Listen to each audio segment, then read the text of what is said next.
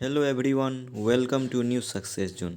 इस वीडियो में आज हम लोग प्राचीन भारत के इतिहास से महत्वपूर्ण 107 सवालों का डिस्कशन करेंगे जो वैदिक सभ्यता से संबंधित है।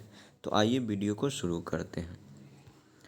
पहला सवाल है, वेद शब्द का अर्थ क्या है? तो वेद शब्द का अर्थ होता है ज्ञान।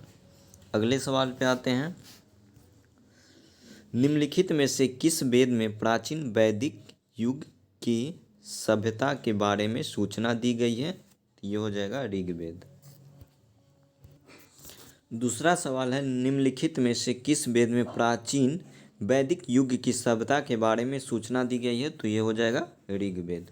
अगले सवाल पे आते हैं, निम्न वेदों में से सबसे पुरातन वेद किसे माना जाता है? तो सबसे पुरातन वेद माना जाता है ऋग्वेद को। और ये पूछा जाए कि प्राचीन ब्राह्मण किसे माना जाता है? तो शतपथ ब्राह्मण को प्राचीन ब्राह्मण माना जाता है।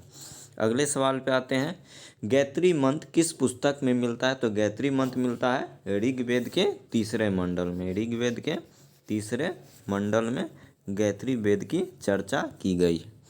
अगले सवाल पे आते हैं, सबसे पुराना वेद कौन सा है? तो सबसे पुराना वेद है ऋग्वेद। और ऋग्वेद में कुल 10 मंडल है और कुल 5 शाखाएं का चर्चा किया गया है। अगले सवाल पे आते हैं, बोगज कोई महत्वपूर्ण है क्योंकि? बोजक कोई इसलिए महत्वपूर्ण है क्योंकि यहाँ प्राप्त अभिलेखों में वैदिक देवता एवं देवियों का नाम उल्लेख प्राप्त होता है। अगले सवाल पे आते हैं, सूची 1 को सूची 2 से मिलान करना है। तो ऋग्वेद हो जाएगा प्रार्थना एवं स्रोत एवं प्रार्थना से संबंधित हो जाएगा। उसके बाद यजुर्वेद है, तो यजुर्वेद स्रोत एवं कर्मकांड से संबंधित है। उसके बाद सामवेद हो जाएगा, सामवेद संबंधित है संगीतमय स्रोत से। जबकि अथर्ववेद पूछा जाएगा तो अथर्ववेद तंत्रमय एवं वशीकरण से संबंधित है। अगले सवाल पे आते हैं, अगला सवाल पूछा जा रहा है, सामवेद क्या हो जाएगा? तो सामवेद संबंधित है किससे? तो संगीतमय स्रोत से। सामवेद हो जाएगा किससे? तो संगीतमय स्रोत से सामवेद हो जाएगा। अथर्ववेद किससे हो जाएगा? तो अथर्ववेद संबंधित हो जाएगा तंत्र मंत्र एवं वशीकरण से संबंधित हो जाएगा। अगले सवाल पे आते हैं, ऋग्वेद की मूल लिपि क्या थी? तो ऋग्वेद की जो मूल लिपि है वह ब्राह्मी लिपि में लिखी गई थी। अगले सवाल पे आते हैं, ऋग्वेद में निम्नांकित किन नदियों का उल्लेख अफगानिस्तान के साथ आर्यों के संबंध का सूचक है? तो ये हो जाएगा कुभा एवं क्रमो। अगले सवाल पे आते हैं, सूची 1 को सूची 2 से मिलान करना है। तो ब्राह्मण हो जाएगा वैदिक आर्यों के संपादन के विधि का वर्णन। ब्राह्मण हो जाएगा वैदिक कार्यों के संपादन के विधि का वर्णन। उपनिषद हो जाएगा शिक्षण संबंधी समस्याओं का वर्णन। जबकि अथर्ववेद हो जाएगा जनसाधारण के रीति रिवाजों का व्याख्या। और ऋग्वेद हो जाएगा अवस्था के साथ भाषा का समानता। ब्राह्मण हो जाएगा वैदिक कार्यों के संपादन के विधि का वर्णन। उपनिषद हो जाएगा शिक्षण संबंधी समस्याओं का वर्णन। अथर्ववेद हो जाएगा जनसाधारण के रीति रिवाजों का व्याख्यान। एवं ऋग्वेद हो जाएगा अवस्था के साथ भाषा में समानता। इस तरीके से आप लोग का आंसर हो जाएगा ऑप्शन नंबर 2। अगले सवाल पे आते हैं, ऋग्वेद में कई परिच्छेदों में प्रयुक्त अघन्य शब्द संदर्भित है। अघन्य शब्द ऋग्वेद में प्रयुक्त किया गया है गाय के लिए। अगले सवाल पे आते हैं, निम्नलिखित में से कौन सा ब्राह्मण ग्रंथ ऋग्वेद से संबंधित है? निम्नलिखित में से कौन सा ब्राह्मण ग्रंथ ऋग्वेद से संबंधित है? ऐतरेय ब्राह्मण जो है ये ऋग्वेद से संबंधित है। एक और ब्राह्मण है जो ऋग्वेद से संबंधित है, वो है कौशितकी।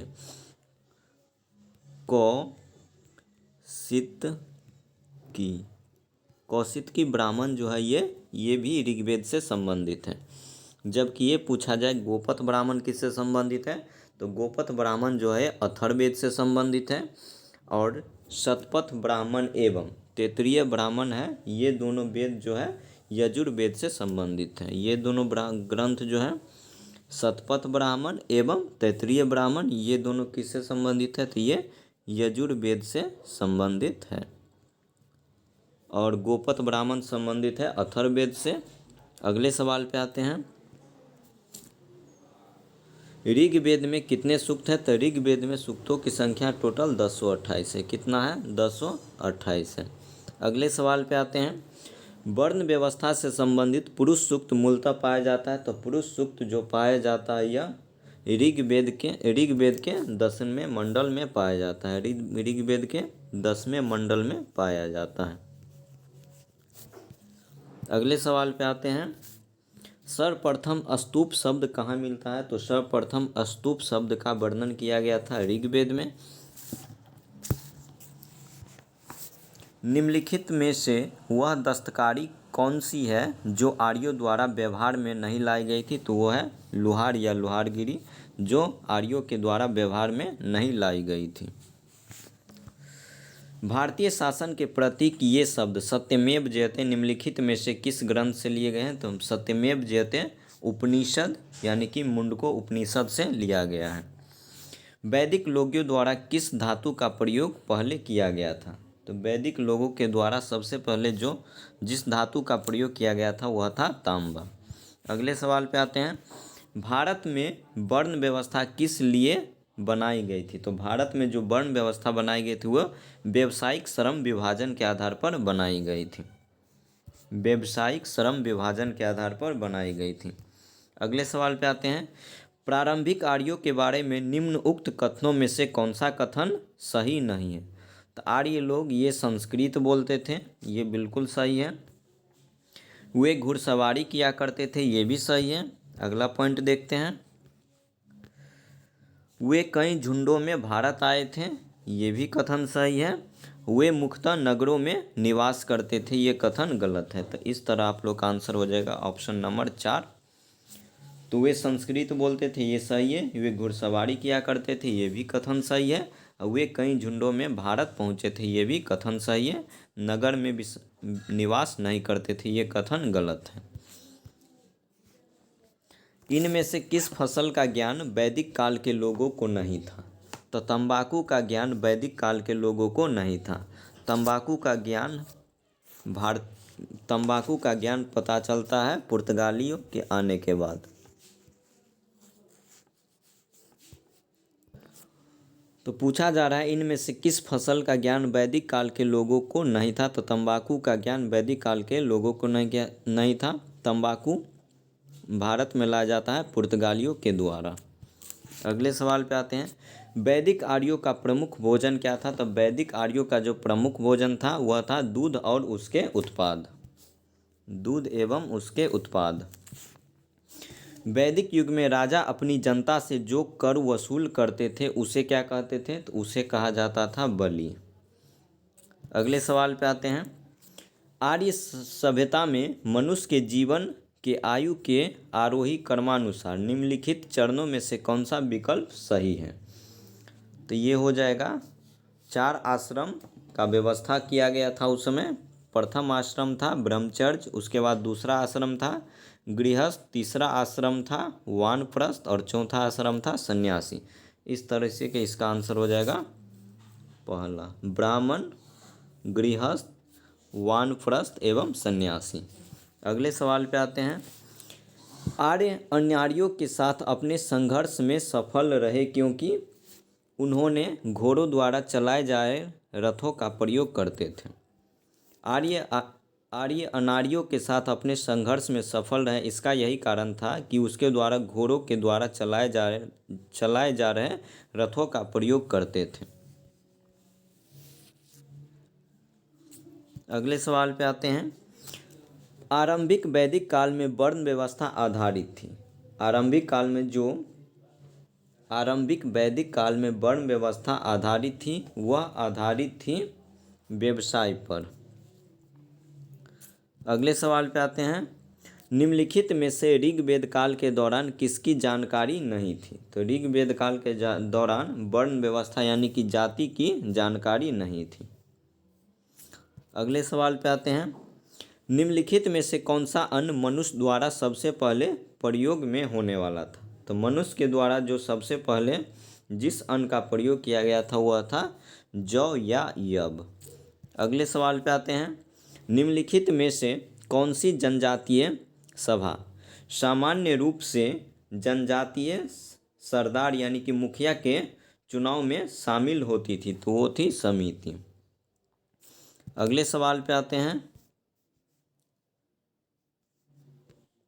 आर्यन जनजातियों की प्राचीनतम बस्ती कहाँ थी? तो आर्यन जनजातियों की जो प्राचीनतम बस्ती थी वह थी सप्त सिंधु। अगले सवाल पे आते हैं। ऋग्वेद में सबसे प्रमुख देवता कौन है? तो ऋग्वेद का जो सबसे प्रमुख देवता था वह था इंद्र। वैदिक काल में 8 प्रकार के विवाह प्रचलित थे, इनमें से कौन प्रेम विवाह था? तो वैदिक काल में 8 प्रकार के विवाह प्रचलित थे। अब पूछा जा रहा है कि किस विवाह को प्रेम विवाह कहा जाता था? तो गंधर्व विवाह को प्रेम विवाह के नाम से जाना जाता था वैदिक काल में। अगले सवाल पे आते हैं।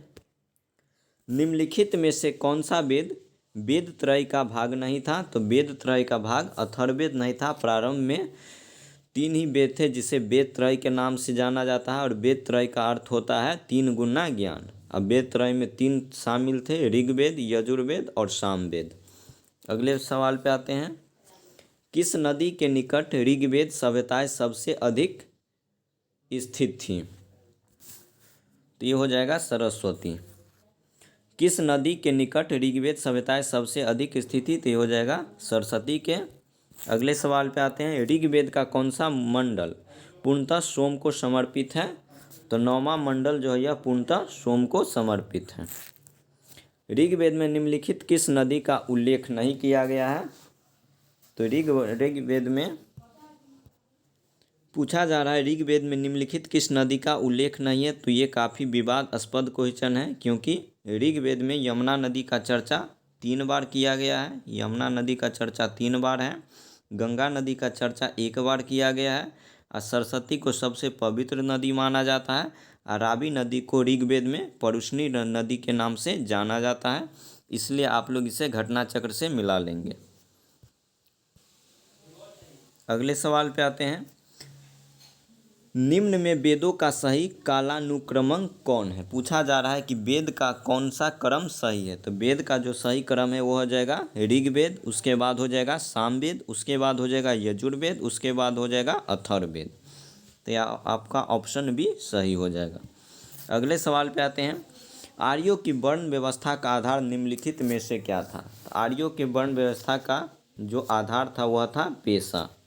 अगले सवाल पे आते हैं। आर्यों ने किसकी आराधना की थी? तो आर्यों के द्वारा अग्नि की आराधना की गई थी। आर्यों ने किसकी आराधना की थी? तो आर्यों के द्वारा अग्नि की आराधना की गई थी। अगले सवाल पे आते हैं। निम्न में से कौन सा वैदिक काल में विद्वान नहीं था? तो वैदिक काल में पर्दा प्रथा का वर्णन नहीं किया गया था। अगले सवाल पे आते हैं। आर्य लोग भारत में कहाँ से आए थे? तो आर्य लोग भारत में जो आए थे वो मध्य एशिया से आए थे। किसके अनुसार? तो मैक्स मुलर के अनुसार यह बताया गया है कि आर्य लोग जो भारत में प्रवेश किए थे यह मध्य एशिया से प्रवेश किए थे। ऋग्वेद में सर्वाधिक मंत्र किस देवता की स्तुति में लिखा गया है? तो ऋग्वेद में जो सर्वाधिक मंत्र का जो चर्चा किया गया है, लिखा गया है, वह इंद्र के लिए लिखा गया है। उसके बाद दूसरा नंबर पे पूछा जाए तो दूसरा नंबर पे अग्नि के बारे में लिखा गया है। अगले सवाल पे आते हैं। ऋग्वैदिक काल में आर्यों का मुख्य व्यवसाय क्या था? तो ऋग्वेद काल में आर्यों का जो मुख्य व्यवसाय था वह था पशुपालन। अगले सवाल पे आते हैं। ऋग्वैदिक आर्य किस भाषा का प्रयोग करते थे? तो ऋग्वैदिक आर्य जो थे ये संस्कृत भाषा का प्रयोग करते थे। अंतिम वैदिक देवतागण में उनके महत्ता के अनुसार देवताओं का क्रम क्या था? देवताओं का क्रम पूछा जा रहा है, तो देवताओं का क्रम हो जाएगा, पहला हो जाएगा 1 नंबर पे प्रजापति, उसके बाद 2 पे हो जाएगा इंद्र, 3 पे हो जाएगा विष्णु और चौथा नंबर पे हो जाएगा इंद्र। तो पहला पोजीशन था किसका? प्रजापति का। सेकंड पोजीशन था रुद्र का। तीसरा पोजीशन था विष्णु का और चौथा पोजीशन था इंद्र का। तो इस तरीके से आप लोग का आंसर हो जाएगा ऑप्शन नंबर ए। अगले सवाल पे आते हैं। वेदों की संख्या कितनी है? तो वेदों की संख्या 4 है। ऋग्वेद, सामवेद, यजुर्वेद और अथर्ववेद। वर्ण व्यवस्था का वर्णन कहाँ मिलता है? तो वर्ण व्यवस्था का विवरण मिलता है ऋग्वेद में। अगले सवाल पे आते हैं। उस ऋग्वैदिक देवता का नाम लिखिए जो ऋत अथवा षष्ट्यात्मक आदेश का समर्थक माना जाता है। तो वो हो जाएगा वरुण। उस ऋग्वैदिक देवता का नाम क्या है जिसे ऋत या अथवा ऋतु या षष्ट्यात्मक आदेश का समर्थक माना जाता है? तो वरुण को माना जाता है। अगले सवाल पे आते हैं। ऋग्वेद में सबसे पवित्र नदी के रूप में किसका जिक्र किया गया है? तो सबसे पवित्र नदी सरस्वती को माना गया है।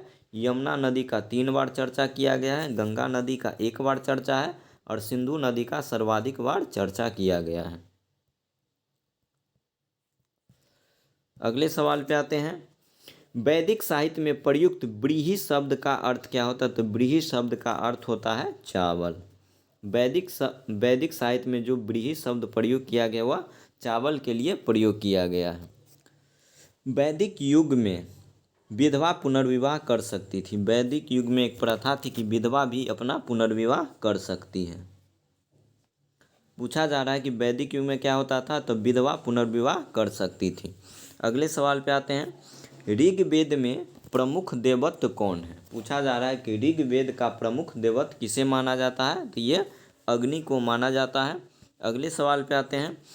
वैदिक देवता इंद्र ईश्वर थे। इंद्र जो ईश्वर थे ये वर्षा एवं वज्र के ईश्वर थे। अगले सवाल पे आते हैं। भारत के इतिहास में उत्तर वैदिक काल किस समय अवधि के बीच रही? तो ये इसका अवधि जो रहा था उत्तर वैदिक काल का जो अवधि था वो था 1000 ईसा पूर्व से 600 ईसा पूर्व तक का। अगले सवाल पे आते हैं। निम्न में से किसने सुझाव दिया कि आर्यों का मूल स्थान मध्य एशिया था? तो आर्यों का मूल स्थान मध्य एशिया बताया गया था मैक्स मूलर के द्वारा। 10 राजाओं की लड़ाई किस नदी के तट पर लड़ी गई थी? तो रावी नदी के तट पर लड़ी गई थी और इसी नदी को ऋग्वेद में परुष्णी नदी के नाम से जाना जाता है। किस नदी का प्राचीन नाम अस्किनी है? तो अस्किनी किस नदी का प्राचीन नाम है? तो ये चिनाव का प्राचीन नाम है। विपाशा यानी कि व्यास हो गया। अगले सवाल पे आते हैं। ऋग्वेद के बहुत सारे परिच्छेदों में बताया गया शब्द अघन्य जिसे मारा नहीं जाता है किसके लिए लागू होता है? तो ये गाय के लिए लागू होता है। जोती हुई जमीन को वैदिक काल में क्या कहा जाता था? तो जोती हुई जमीन को वैदिक काल में कहा जाता था उर्वर भूमि। समाज के 4 प्रकार के भागों को स्पष्ट रूप से इसमें किसके द्वारा बताया गया है? तो ये बताया गया है ऋग्वेद का पुरुष सूक्त। पूछा जा रहा है कि समाज के 4 प्रकार के भागों को स्पष्ट रूप से किसमें बताया गया है? तो ऋग्वेद का पुरुष सूक्त में बताया गया है। अगला सवाल है। ऋग्वेद संहिता का 9वां मंडल पूर्णतः किसको समर्पित है? तो ऋग्वेद का जो 9वां मंडल है वह पूर्णतः सोम और इस पेपर नामकृत देवता को। तो सिंपल सी वर्ड में याद रखना है कि ऋग्वेद का जो 9वां मंडल है वह सोम को समर्पित है। किसको समर्पित है? सोम देवता को समर्पित है। अगले सवाल पे आते हैं। ऋग्वेद का कौन सा मंडल पूर्णतः सोम को समर्पित है? तो सोम को समर्पित है 9वां मंडल। अगले सवाल पे आते हैं। ऋग्वेद काल में जनता निम्न में से मुख्यतया किसमें विश्वास करती थी? तो जनता जो थी वह ऋग्वेद काल में विश्वास करती थी बलि और कर्मकांड में। अगले सवाल पे आते हैं।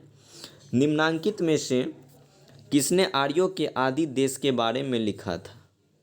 आर्यों के आदि देश के बारे में लिखा गया था बीजी तिलक यानी कि बाल गंगाधर तिलक के द्वारा लिखा गया था।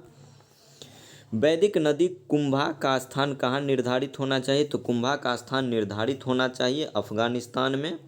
अगले सवाल पे आते हैं। आरंभिक वैदिक साहित्य में सर्वाधिक वर्णित नदी कौन है? तो सर्वाधिक वर्णित नदी है सिंधु। पवित्र नदी पूछा जाएगा तो सरस्वती हो जाएगा। शतुद्री यानी कि सतलज और गंगा का ऋग्वेद में एक बार उल्लेख किया गया है। अगले सवाल पे आते हैं। वैदिक नदियाँ और उसके आधुनिक नाम को दोनों को मिलान करना है। तो कुंभा हो जाएगा, कुभा हो जाएगा काबुल से।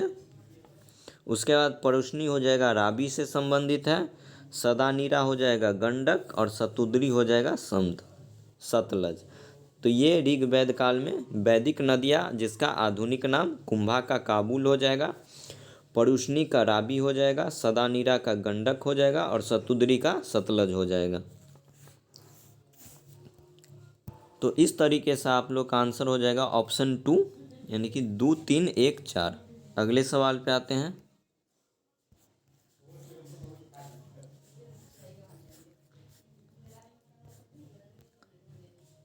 भारतीय संगीत का उद्गम किसमें खोजा जा सकता है? तो पूछा जा रहा है कि भारतीय संगीत का उद्गम किसमें खोजा जा सकता है? तो ये सामवेद की संहिता में खोजा जा सकता है। अगले सवाल पे आते हैं। उत्तर वैदिक काल के वेद विरोधी और ब्राह्मण विरोधी धार्मिक अध्यापकों को किस नाम से जाना जाता था? तो इसे श्रमण के नाम से जाना जाता था। उत्तर वैदिक काल के वेद विरोधी और ब्राह्मण विरोधी धार्मिक अध्यापकों को किस नाम से जाना जाता था? तो इसे श्रमण के नाम से जाना जाता था। यज्ञ सूत्र निम्न में से किस वेद में है? तो यज्ञ सूत्र जो है यह तो यज्ञ से संबंधित यजुर्वेद है, तो ये हो जाएगा यजुर्वेद। निम्नलिखित में से किस वेद में जादू, चमत्कार तथा मंत्र दिए गए हैं? तो ये अथर्ववेद में दिया गया है। कौन सा वेद धार्मिक अनुष्ठानों से संबंध रखता है? तो धार्मिक अनुष्ठानों से जो संबंध रखता है यह है यजुर्वेद की, क्योंकि इसी वेद में यज्ञ का चर्चा किया गया है। औषधि विज्ञान किस वेद से संबंधित है? औषधि विज्ञान अथर्ववेद से संबंधित है।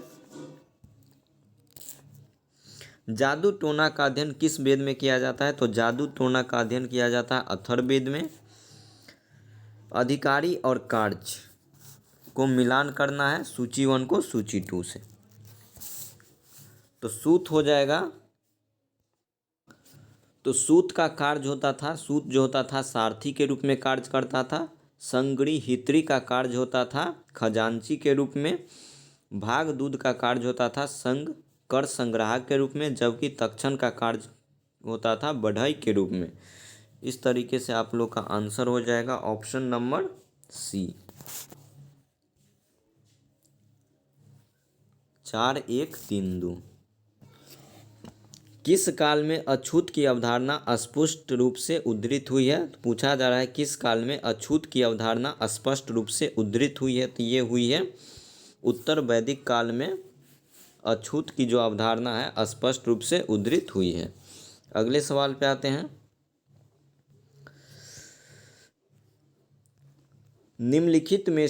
निम्नलिखित एक वेद धार्मिक अनुष्ठान से संबंधित है।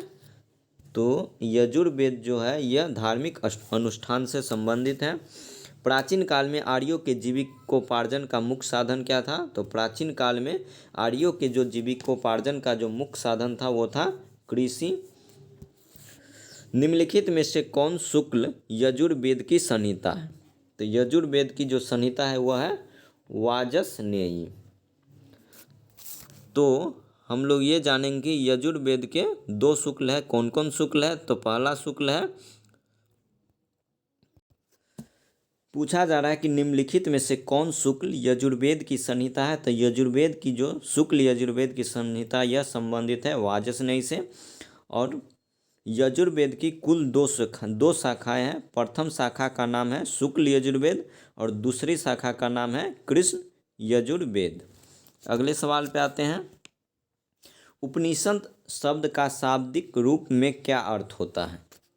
तो उपनिषद शब्द का जो शाब्दिक अर्थ में अर्थ होता है वह होता है पास बैठना। और इसका मतलब अर्थ होता है उपनिषद का कि ब्रह्म विद्या को प्राप्त करने के लिए गुरु के समीप बैठना। अगले सवाल पे आते हैं। उपनिषद क्या है? तो उपनिषद हिंदू दर्शन का स्रोत है। पूछा जाएगा उपनिषद क्या है? तो उपनिषद हिंदू दर्शन का एक स्रोत है, जिसे उपनिषद को ही वेदांत कहा जाता है। पूछा जाएगा वेदांत किसे कहा जाता है? तो उपनिषद को ही वेदांत के नाम से भी जाना जाता है, जो कि एक हिंदू दर्शन का स्रोत है। अगले सवाल पे आते हैं। उपनिषदों को वेदांत के रूप में भी जाना जाता है और इनकी संख्या कितनी है? तो उपनिषदों की संख्या, कुल संख्या 108 है। अगले सवाल पे आते हैं। लिस्ट 1 को लिस्ट 2 से मिलान करना है। तो आइए मिलान करते हैं। विस्तता जो ये वैदिक नाम है और इसका आधुनिक नाम क्या है? तो विस्तता एक नदी है जिसका आधुनिक नाम है झेलम नदी। उसके बाद अस्किनी, अस्किनी का जो आधुनिक नाम है इसे चिनाव नदी के नाम से जाना जाता है। परुष्णी नदी का आधुनिक नाम रावी नदी है, जबकि बिपाशा नदी का आधुनिक नाम ब्यास नदी है। तो इस तरीके से आप लोग का आंसर हो जाएगा ऑप्शन नंबर 3। अगले सवाल पे आते हैं। पुराणों की संख्या कितनी है? तो पुराणों की कुल संख्या कितनी है? तो पुराणों की कुल संख्या 18 है। अगले सवाल पे आते हैं। अगला सवाल है उपनिषद क्या है? तो उपनिषद को ही वेदांत के नाम से जाना जाता है। पूछा जा रहा है कि उपनिषद क्या है? तो उपनिषद हिंदू मनीषा को प्रतिपादित करने वाले दार्शनिक सिद्धांत हैं। तो इसका आंसर हो जाएगा हिंदू मनीषा को प्रतिपादित करने वाले दार्शनिक सिद्धांत हैं। अध्यात्म ज्ञान के विषय में नचिकेता और यम संवाद किस उपनिषद में प्राप्त होता है? तो पूछा जा रहा है यम और नचिकेता का जो संवाद का चर्चा किया गया है, किस उपनिषद में इसका चर्चा है? तो इसका उपनिषद कठोर उपनिषद में इसका चर्चा किया गया है। कठोर उपनिषद में किसका चर्चा है? तो नचिकेता और यम के बीच जो संवाद हुआ है उसका उल्लेख किया गया है। विश्व ईश्वर है तथा ईश्वर मेरी आत्मा है, दर्शन मिलता है। तो ये मिलता है उपनिषद में, और उपनिषद को ही वेदांत के नाम से भी जाना जाता है। विश्व ईश्वर है तथा ईश्वर मेरी आत्मा है, दर्शन मिलता है उपनिषद में। कौन सा प्राचीन भारतीय ग्रंथ दार्शनिक ग्रंथ माना जाता है? तो दार्शनिक ग्रंथ माना जाता है उपनिषद को ही। अगले सवाल पे आते हैं। हिंदू मिथक शास्त्र में कितने पुराणों की चर्चा है? तो हिंदू मिथक शास्त्र में कुल 18 पुराणों की चर्चा की गई है। निम्नलिखित में से क्या वेदांत के नाम से जाना जाता है? तो वेदांत के नाम से उपनिषद को ही जाना जाता है। अगले सवाल पे आते हैं। भारत के प्रतीक के आधार पट्टी के नीचे उत्कीर्णित शब्द सत्यमेव जयते लिए गए हैं। तो सत्यमेव जयते लिया गया है, सत्यमेव जयते को लिया गया है मुंडको उपनिषद से। अगले सवाल पे आते हैं। निम्नलिखित में से कौन सा वैदिक परंपरा के साहित्य का उदाहरण नहीं है? तो पुराण जो है वैदिक परंपरा के साहित्य का उदाहरण नहीं है। पुराण की चर्चा गुप्त काल में किया गया है। तो निम्नलिखित में से कौन सा वैदिक परंपरा के साहित्य का उदाहरण नहीं है? तो पुराण जो है यह वैदिक परंपरा के साहित्य का उदाहरण नहीं है, क्योंकि पुराण को गुप्त काल में लिखा गया था। अगले सवाल पे आते हैं। पुराणों की कुल संख्या कितनी है? तो पुराणों की कुल संख्या 18 है, 18। अगले सवाल पे आते हैं। वेदांग को विषय से पूछा जा रहा है, कौन सा वेदांग किस विषय से संबंधित है? तो आइए मिलान करते हैं। कल्प जो है यह धर्म विधि से संबंधित है। निरुक्त जो है यह व्युत्पत्ति से संबंधित है। व्याकरण जो है यह व्याकरण से संबंधित है, और व्याकरण से संबंधित है, और शिक्षा जो है यह उच्चारण से संबंधित है। तो कल्प पूछा जाएगा किस विषय से संबंधित है? तो कल्प जो है धर्म विधि से संबंधित है। निरुक्त व्युत्पत्ति से संबंधित है। व्याकरण से संबंधित है, और शिक्षा जो है यह उच्चारण से संबंधित है। अगले सवाल पे आते हैं। वेदांत शब्द कौन से विषय के लिए प्रयोग किया जाता है? तो वेदांत का प्रयोग किया जाता है उपनिषद के लिए। अगले सवाल पे आते हैं। बड़े बलिदान से जुड़े नियमों के बारे में कौन सा सूत्र संबंधित है? तो बड़े बलिदान के लिए जुड़े कौन सा नियम है? तो ये हो जाएगा श्रुत सूत्र। पूछा जा रहा है कि बड़े बलिदान से जुड़े नियमों के बारे में कौन सा सूत्र संबंधित है? तो ये हो जाएगा श्रुत सूत्र। अगले सवाल पे आते हैं। आयुर्वेद अर्थात जीवन का विज्ञान का उल्लेख सर्वप्रथम कहाँ मिलता है? तो ये मिलता है अथर्ववेद में। जीवन का विज्ञान पूछा जाएगा, जीवन का विज्ञान, इसका उल्लेख किस वेद में किया गया है? तो अथर्ववेद में इसका चर्चा किया गया है। निम्नांकित में से प्रस्थान त्रयी में सम्मिलित नहीं है? तो प्रस्थान त्रयी में सम्मिलित नहीं है, ये भागवत जो है प्रस्थान त्रयी में संबंधित नहीं, जबकि भगवत गीता, ब्रह्मसूत्र और उपनिषद को प्रस्थान त्रयी में शामिल किया गया है।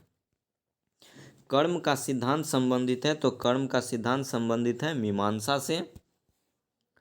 निम्नलिखित में से किसका संकलन ऋग्वेद पर आधारित है? तो ऋग्वेद पर सामवेद का संकलन आधारित है।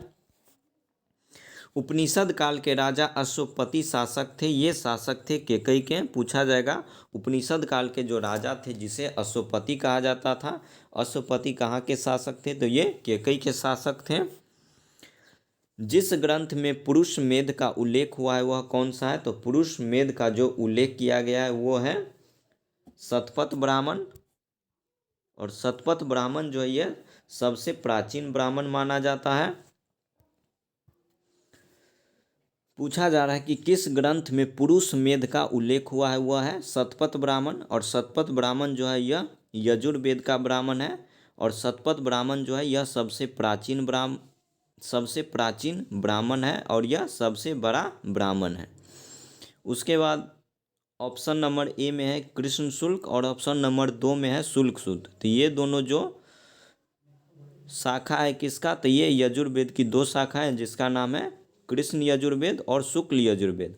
और पंचविंश ब्राह्मण है, इसका संबंध है सामवेद से। अगले सवाल पे आते हैं। सर्ग प्रतिसर्ग वंश ममंतर एवं वंशानुचरित संकेत है किसके? तो इसका आंसर हो जाएगा पुराणों के। अगले सवाल पे आते हैं। कलिका पुराण किस धर्म से संबंधित है? तो कलिका पुराण जो है यह शाक्त धर्म से संबंधित है।